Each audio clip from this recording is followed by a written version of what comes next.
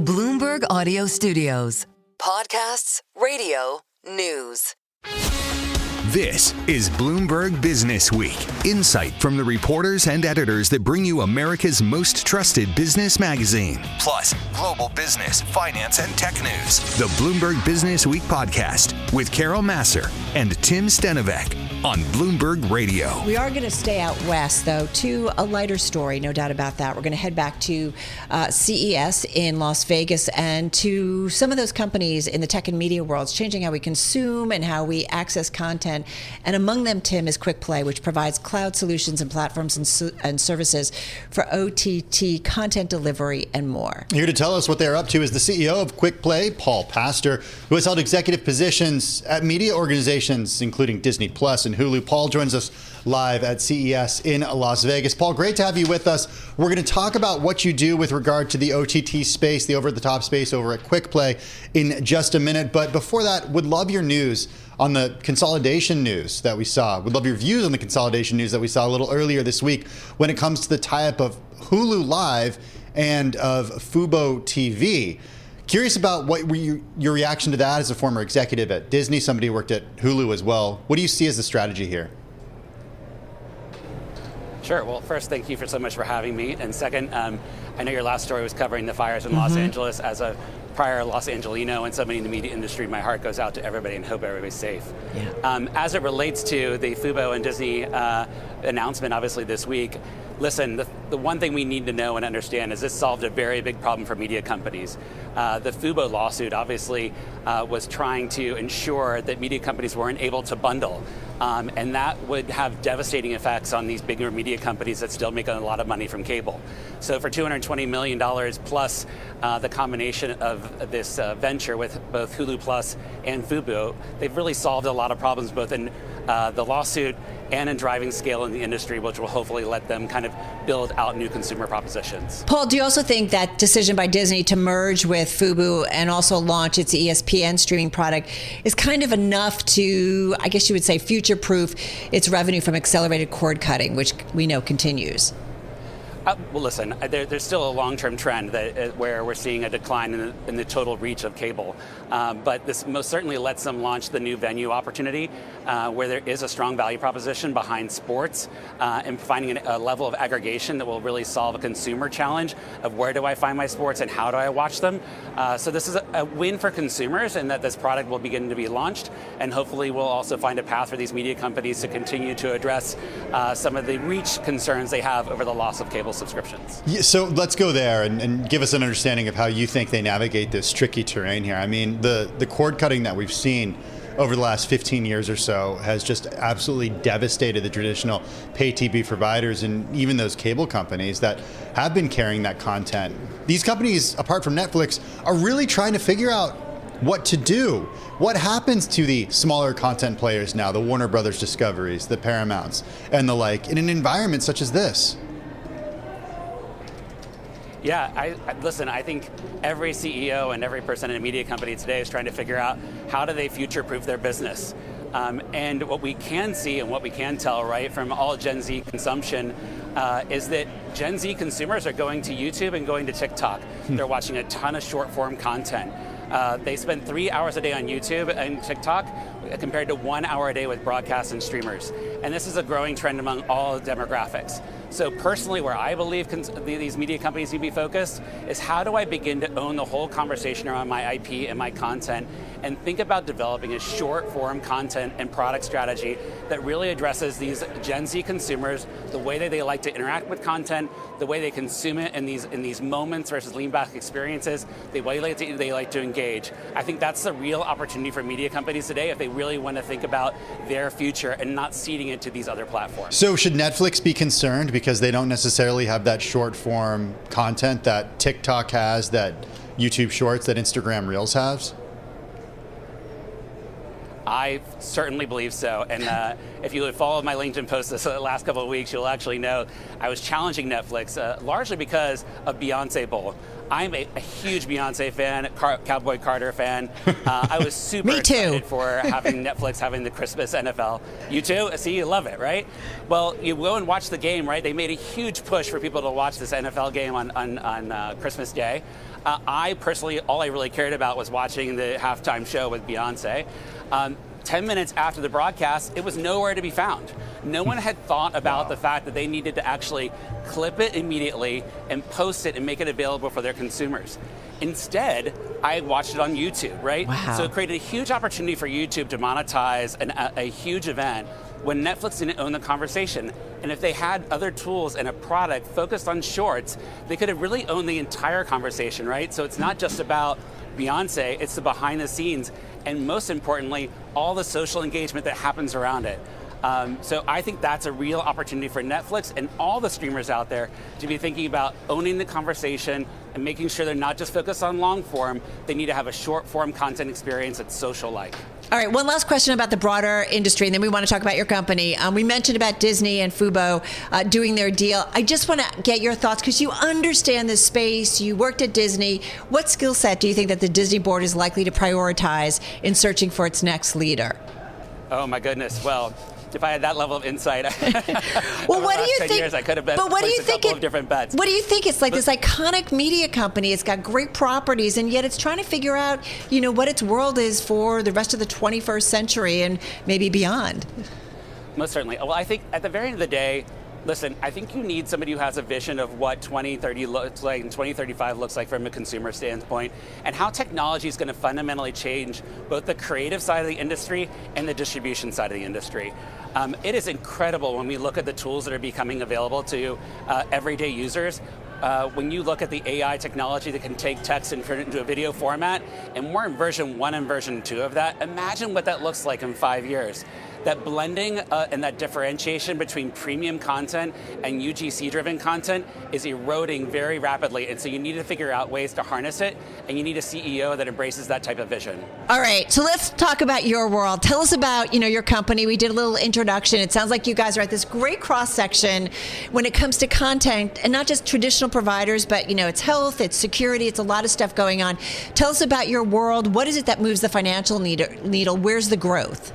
Certainly. So listen, this has been we started the company 5 years ago, back in the early days of COVID. But we recognized that this was a moment where media companies were beginning to focus on consumers and streamers, right? And they built out their version 1 of their platform. We're a technology company focused on tier 1 media who's looking to build out streaming solutions that also can advance the overall consumer experience. So what you've seen is we support the likes of Yankee Sports Network, Madison Square Garden, their joint venture. We support AHA Media, Allen Media Group, in delivering that overall consumer experience. What we're advancing in our conversation here at CES is how do we begin to really think about leveraging first AI tools to help companies develop shorts content, to leverage AI tools that can take live and VOD content, convert it into shorts, and then verticalize that to publish that into a syndicated or owned app experience. And second, to help them advance that social-like experience we were just talking about. That how do you build a destination where you can have an infinite scroll, interact with the content with likes, comments, emojis, to be able to share that into other platforms so the basis of the conversation starts on its own platform. Those are the types of experiences we're hoping to advance within the media industry and really help shape the opportunity for these streamers around new ad units, around driving promotion around their long form engagement, driving promotion around their subscriptions, and fundamentally creating this virtual cycle of consumers leveraging or using their app on a daily basis, which really becomes the foundation for gaining mindshare and time spent with consumers. So it sounds like you're making a bet that these companies that are your clients can actually build the audience within apps and then get consumers and get viewers and audience to engage there, and not just on the TikToks, the Instagrams, and the YouTubes. Is that correct? Because that seems like a really tall task. That's right. Well, if you think about the IP that they have, so I'm saying, why don't you start with a destination that's built around your IP, right? And own the conversation. this is a very traditional way of looking at media in some respects. We've always had windowing strategies where content would start on one platform, then migrate to another, then migrate to another. Today, you could take content from live, premieres, from VOD, where you can say, this is exclusive to our platform, we're going to hold it for a window, maybe it's 15 minutes. Start the conversation on my platform, then I'll allow for it to be shared onto other platforms, but its foundation starts with yours. And if you can find a way to get the consumer to open up your app on a more frequent basis, right, and reach a new audience, like a Gen Z audience, then you can win the attention game. Paul, how do you support it financially? Because that sounds like a lot of people competing for eyeballs and hits and so on and so forth, but also the traditional advertising model also competing for all of that. So how do you support it? Certainly. So one is, I should say, that Quickplay just released research working with Gen Z Insights that showcased that Gen Z consumers said they would go and visit their streamer more frequently, 79% they would visit it more frequently if they offered a compelling shorts offering. And what they told us is what they're looking to see is reality programming, original content, highlights and clips from their favorite shows and their sports events. So there's a really clear, defined opportunity for the media companies themselves. Then in terms of monetization, right, now you're thinking about adding ad units into your short form experience and then promoting to that long form content experience where you can similarly monetize through ads. If you look at the subscription ads over the last quarter, coming off of the latest antenna research, the majority of subscription ads are coming through ad-defined subscription plans. So this tells you there's a huge opportunity sitting in the monetization space relative to ads. So tiered, right? Like, so you're going to be able to pay for something so you don't maybe get those ads or something, right? Well, everybody always wants the excuse of the ability to opt out. I would say that I look at shorts, though, as a way to think about it as a front porch. You make that available to all consumers, and then behind that experience in your long-form traditional streaming experience, you offer the opportunity to not have no ads. Paul, where does AI come into this? Does it come into this in the sense of it makes it very easy to actually clip and share something, or does it go beyond that? And is there a way for AI to identify that moment that will go viral? Because editorially, people do that. People have to understand what really resonates with the audience. This is a great question. So if we break apart the shorts opportunity in two component parts, I'll tell you about the application of AI. The first part is how do you take a piece of long form content or a live experience and say, what are the viral moments, right? And you can actually marry that with what's going on with Google Trends to actually take the piece of asset, leverage AI, append the metadata to it, and then say, actually, this matches a trending moment on Google. Let's publish in a short form vertical format into an owned or syndicated experience. So that's all AI driven.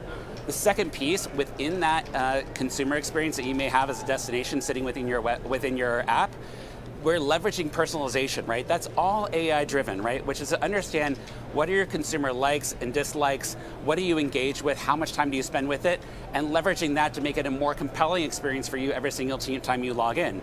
And of course, then applied to that is all the ad opportunity that sits within that, right? Because now we can also do contextual advertising because we know what the content is, along with the personalization. So you're getting a double hit on AI within the ad delivery component. So cool. Really, AI can be applied across the entire spectrum. Cool stuff. Come back soon. Love to get an update as things move along through 2025. Paul Pastor, who's CEO of Quickplay, joining us there from CES in Las Vegas. You're listening to the Bloomberg Businessweek podcast. Catch us live weekday afternoons from 2 to 5 Eastern. Listen on Apple CarPlay and Android Auto with the Bloomberg Business app. Or watch us live on YouTube. Our live blog out with the latest: 2 dead, a high number of significant injuries from the fires as firefighters struggle to contain blazes in Pacific Palisades and Pasadena. Carol, more than 23,000 acres have burned in 24 hours. Utilities have cut power to thousands of homes and businesses. My brother's out there in South Pasadena. How's he doing? He's getting out of there, waiting for his girlfriend to get off of work. I think they're going to head up to the Central Coast to see my parents. But he's been without power since yesterday.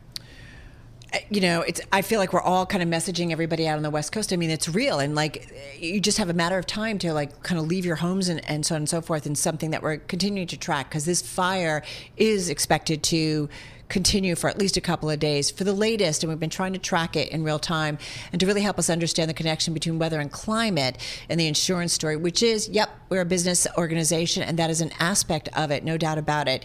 We're joined by a great roundtable. Mark Gongloff is editor of Bloomberg Opinion. He covers climate change for us.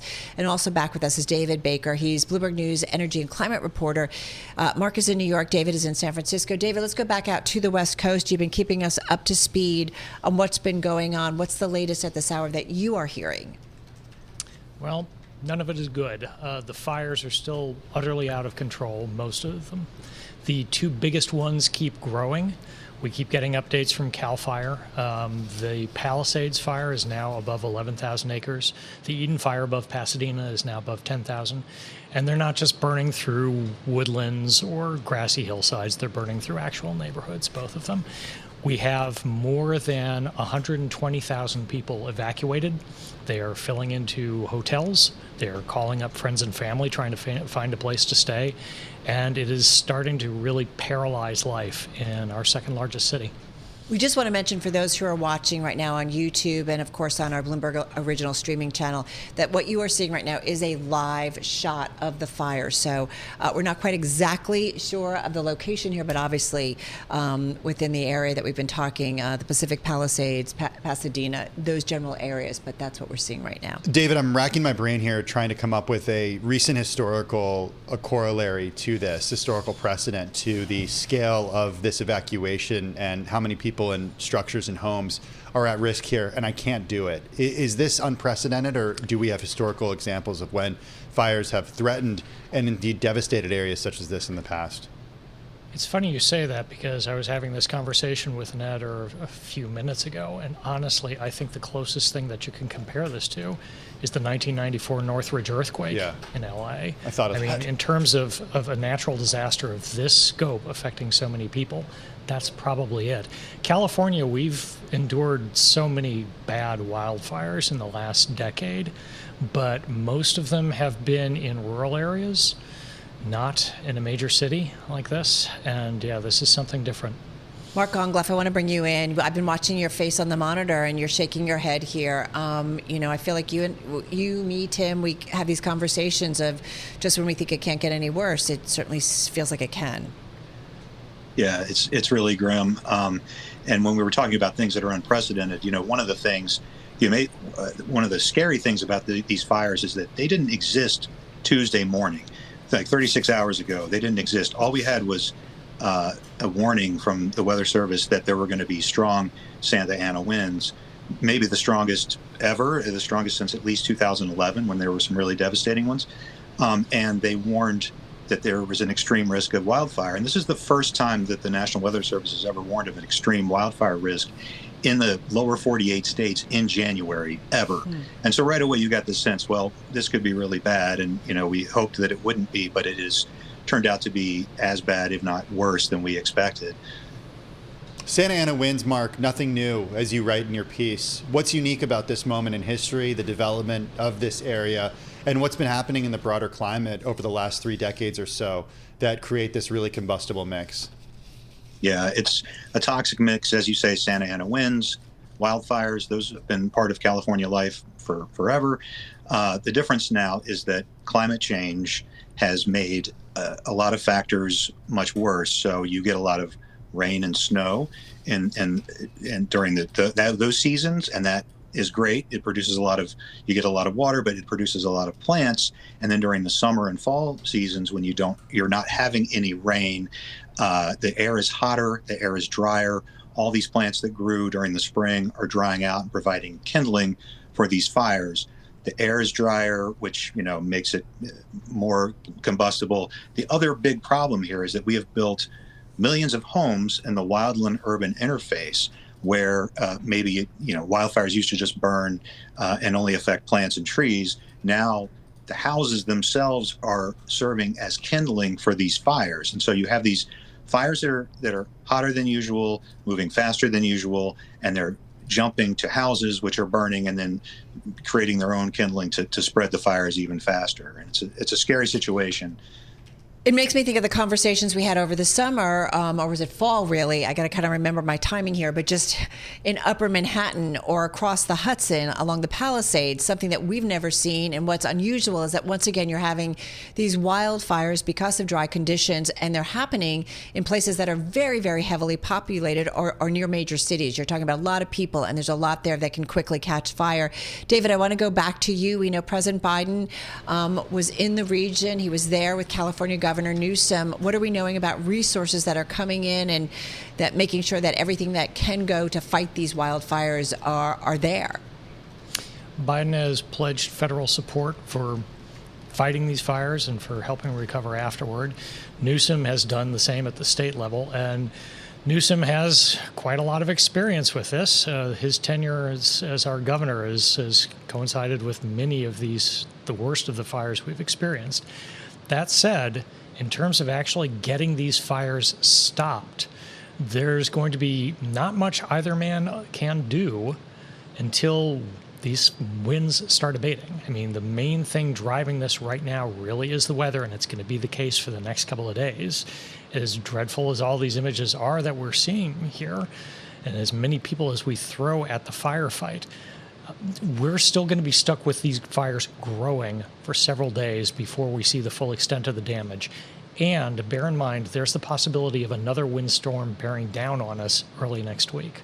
Hey, David, one last question, then we want to let you get back to your reporting because we've been leaning on you heavily in understanding day by day, or hour by hour, I should say, what's happening. I am looking at the live blog on the LA wildfires, and the leader of the California State Senate, Mike McGuire, saying some neighborhoods didn't have proper water flow during the blaze. I mean, is there the concerns, the threats, already the reality that there's not water where it's needed?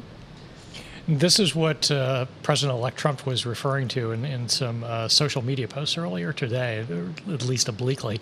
There was last night in Pacific Palisades, they were taking so much water out of the hydrants to fight this fire that it tapped out the system's capability to deliver more water.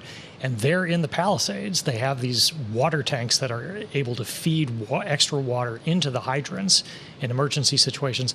They even tapped out those as of about, I think, 3 a.m. this morning.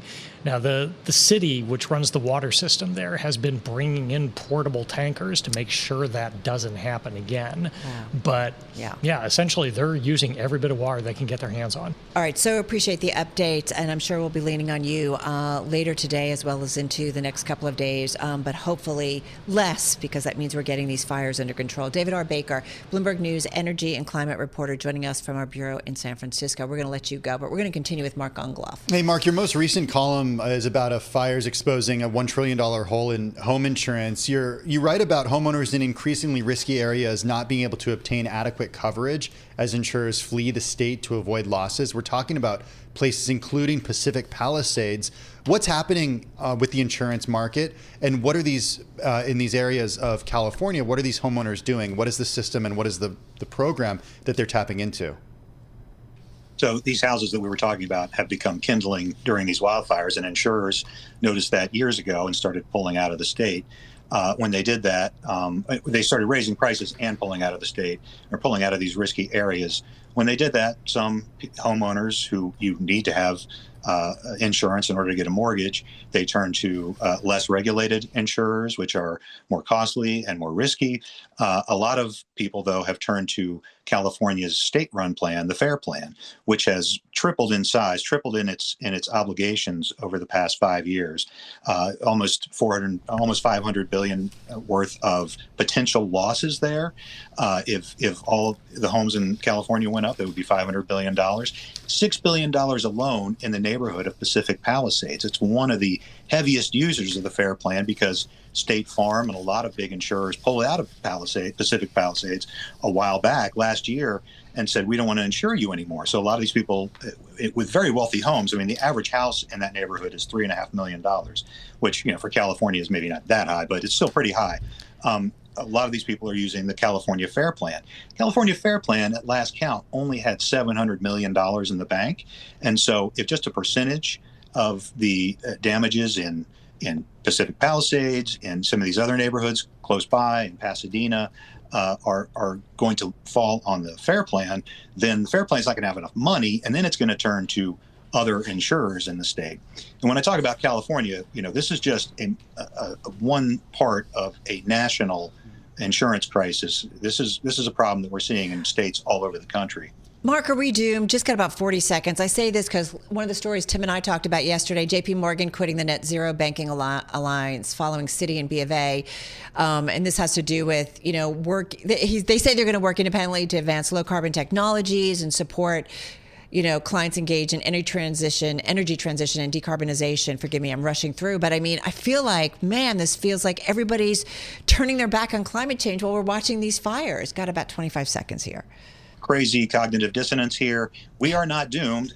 We are only doomed if we don't do anything about it. New York State could regulate the banks and try to make them stick to some of their climate promises. We can all put political pressure on our elected officials to say, hey, look at what's happening. We're losing money on home insurance. There's a potential financial risk here. Please do something, and just health risk and lifestyle risk. Please do something about this. We can do that. Well, and everybody read Mark Gongloff's columns, because that'll make you do it. This is Bloomberg. This is the Bloomberg Businessweek podcast. Listen live each weekday starting at 2 p.m. Eastern on Apple CarPlay and Android Auto with the Bloomberg Business app. You can also listen live on Amazon Alexa from our flagship New York station. Just say, Alexa, play Bloomberg 1130. I'm driving in my car. How about you let me drive? Oh, no. This is not a toy. Who's gonna drive you home? Honey, please, I'll do the driving. Drive on. Excuse me, I want to drive. It's the question that drives us. This is the drive to the close. That funky music will drive us till the dawn. On Bloomberg Radio. All right, everybody, just under 20 minutes to go until we wrap up the trade on this Wednesday, January 8th. Yep, we are focused on the markets. Got to say, it's, as you heard from Charlie Pellet and Bill Maloney, really kind of a quiet trade, or little changes, I should say. Unless you're a quantum computing company. Unless you're a quantum computing company, right? You are really taking it Still trying to figure out what they do, what those companies do. Well, it's, I am too. Like, it sounds like there's going to be some collaboration with AI. I mean, AI is apparently going to be an application of quantum computing. I've been doing some searching around, but it basically is quantum mechanics, and it leverages or harnesses the laws of quantum mechanics if you use to solve really complex problems. If you ask AI this question, does it eat itself? Does it become too meta? Is that what happens? Well, the reason I say that is because... Why are you doing this? Why? What do you mean? I'm just kidding. I don't know. Rigetti Computing, Carol, it's one of my decliners, down 45% right now. Yeah. So it's kind of interesting. And I guess, it's going to use specific hardware. There's going to be algorithms. It's still in development. It's kind of all of our new world order, but it is interesting to see this group move in a big way. And some of it has to do with, what Jensen Huang had to say. Yeah, Jensen said that, quote, very useful quantum computers are likely decades away. Here's what he said. If you kind of said 15 years for very useful quantum computers, that would probably be on the early side. If you said 30, it's probably on the late side. He said this in a Q&A session during NVIDIA's Analyst Day. If you pick 20, I think a whole bunch of us would believe it. Yeah, all I know is AI, which has been around for decades, and then all of a sudden 2 years ago, bam, you get a major development, or you get a major technological development or breakthrough, and then all of a sudden, these things that maybe are going to be 5, 10, 20, or, years away, all of a sudden maybe are not so long away. So anyway, that group, though, it is taking a hit on those comments from Jensen, who obviously knows this space and very involved, but it's something that we're going to watch play out. Having said that, I look at the S&P 500, folks, kind of an even split in the trade. So you've got about 265 names that are actually gaining ground in today's session, and you've got about 237 to the downside. I will say one of the most read stories, though, on the Bloomberg today, it's about Bank of America creating a group of specialists that cater to the ultra wealthy. We're talking $10 million and above in assets. The bank is looking to capitalize on the growing ranks of super rich clients needing complex financial products and advice. Our drive to the close guest works in the wealth management space. With us is Brooke May. She's managing partner at Evans May Wealth. They've got about $1.3 billion in assets under management, and she joins us from Indiana. Brooke, great to have you here with us. Tell us about kind of the wealth management business, because it just feels like everybody and anybody has a specific division that's wealth management. The big banks, smaller firms. What are you seeing in terms of who actually is kind of your higher net worth individual? You know, it spreads the gamut. High net worth individuals can come from all walks, all professions. We have a lot of tech entrepreneurs, in addition to CEOs of publicly traded companies, doctors and lawyers who've been good stewards of their money. So really, you know, there are all types of high net worth individuals who are our clients. What are they telling you right now about how they're looking to grow their money, their asset allocation, what they're thinking about when it comes to where they want to put their money? Because, or do you even have these conversations with them, or do they just say to you, hey, you do your thing, you're the professional, we're just going to give you the power? A lot of it's the latter. That said, everyone's interests are different. Some want to grow their wealth and they want to grow it to the maximum and are willing to take the risks. Others say, you know, I worked hard for this money, I want to protect it, and I want downside protection.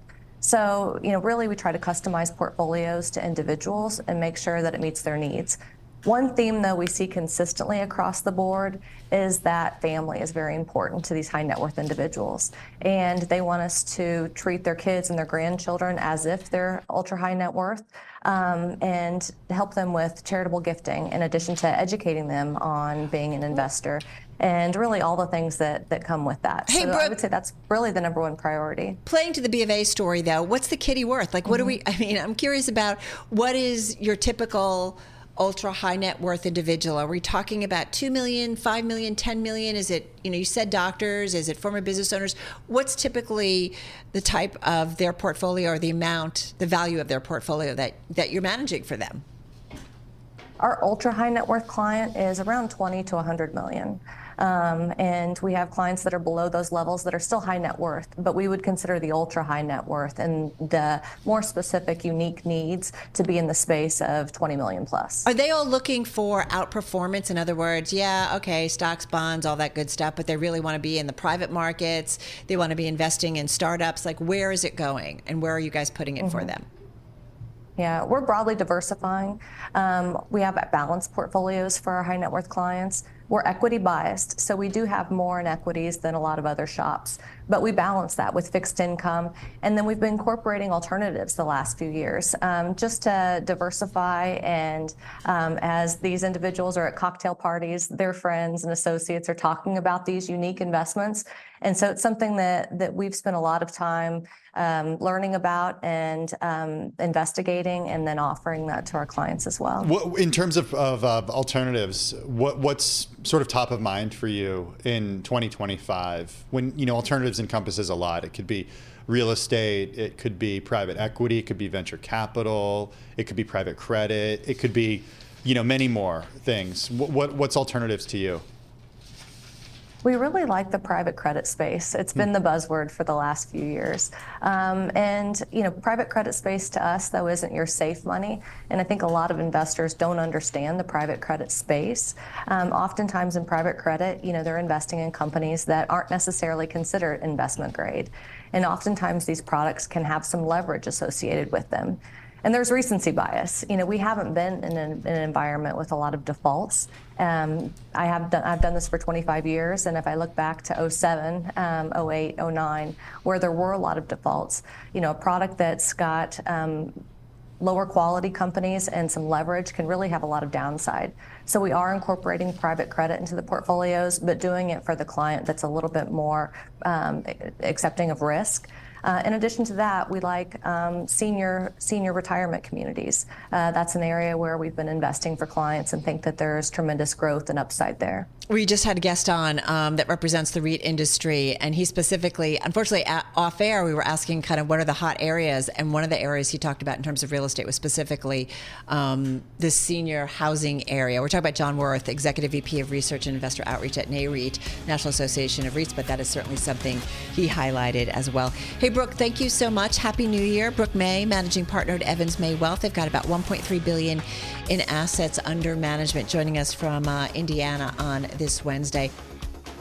This is the Bloomberg Business Week podcast, Available on Apple, Spotify, and anywhere else you get your podcasts. Listen live weekday afternoons from 2 to 5 p.m. Eastern on Bloomberg.com, the iHeartRadio app, TuneIn, and the Bloomberg Business app. You can also watch us live every weekday on YouTube and always on the Bloomberg Terminal.